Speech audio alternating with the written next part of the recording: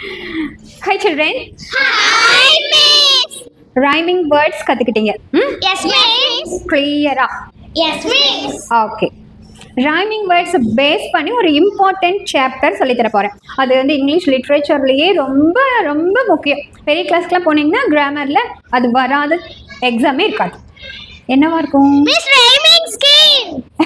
Rhyming scheme. Clap your hands to this. Thank you miss. என்ன scheme எங்க போனாலும் ஒரு ஸ்கீம். Yes miss. ஆனா இந்த ரைமிங் ஸ்கீம் சூப்பரா இருக்கும்பா. ரைமிங் வேர்ட்ஸ் தெரிஞ்சிட்டாவே போதும், ரைமிங் ஸ்கீம் போட்டுக்கலாம். பார்க்கலாமா? Yes miss. இந்த ரைமிங் ஸ்கீம் அப்படின்னா இப்போ போயம் எழுதும்போது இந்த ரூல்ஸ் எல்லாம் ஃபாலோ பண்ணி எழுதணும். அப்போ அது ஒரு பொய்டிக்காக இருக்கும், பியூட்டிஃபுல்லாக இருக்கும். அதை படிக்கும் போது நமக்கு ஒரு அந்த இமேஜினேஷன் வந்து கரெக்டாக வரும். அழகான வார்த்தைகளை கோர்த்து எழுதும்போது சில ரூல்ஸ் எல்லாம் ஃபாலோ பண்ணி எழுதும்போது அது போயமாக தெரியும். Otherwise it will be considered as a paragraph இல்லையா? அது பேராகிராஃப் மாதிரி ஆயிடும். இப்போ ஒர்க் புக்ல எல்லாம் ஒரு பாட்டு கொடுத்துட்டு அந்த பாட்டை கண்டினியூ பண்ணி எழுதுங்க அப்படின்னு சொல்றாங்க இல்லையா?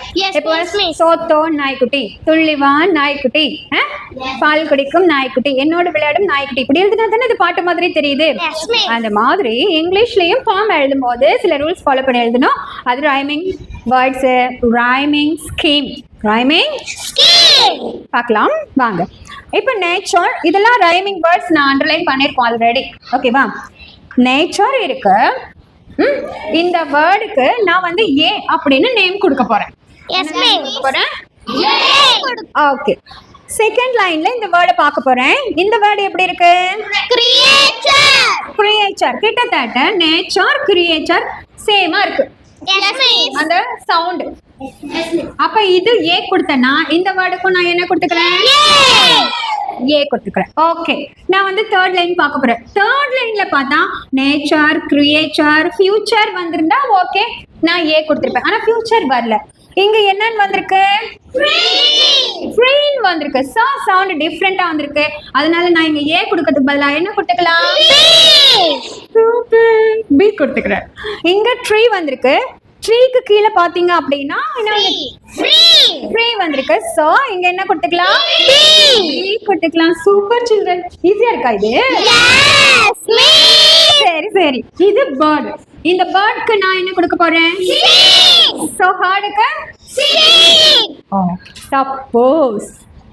சப்போஸ் எங்க பேர்டு வந்திருக்கு. இந்த ஹார்டுக்கு பதிலா நான் இங்க கேட்டில் கொடுக்குறேன். என்ன கொடுக்குறேன்? இந்த போயம்ல கேட்டில் வந்திருக்கு. நான் இங்க சி கொடுத்துட்டேன்.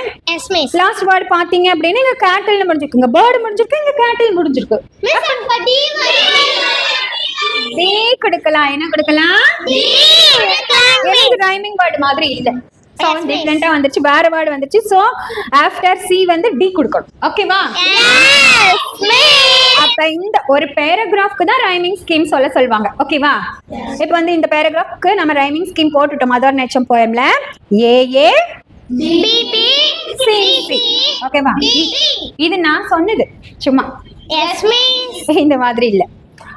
இது உங்களுக்கு புரிஞ்சிருக்கா? இந்த விஷயத்துல ஒரு நான் சொல்ல விரும்புறேன். என்ன அப்படின்னா இங்க டீ இருக்கு இல்லையா? இந்த டீ ஸ்மால் டீ பக்கத்துல ஹெச் வந்துச்சு அப்படின்னா டீ வந்து ஹெச் விட கொஞ்சம் ஷார்ட்டா எழுதணும். நானே சம்டைம்ஸ் வந்து டீக்கு ஈக்குவலா ஹெச் எழுதிடுவேன். That is wrong. Okay, T ஸ்மாலா இருக்கணும், ஹெச் வந்து கொஞ்சம் ஹைட்டா இருக்கணும். நம்ம இப்ப கர்சிவ் லெட்டர் பிராக்டிஸ் பண்ணும்போது நான் சொல்லுவேன்.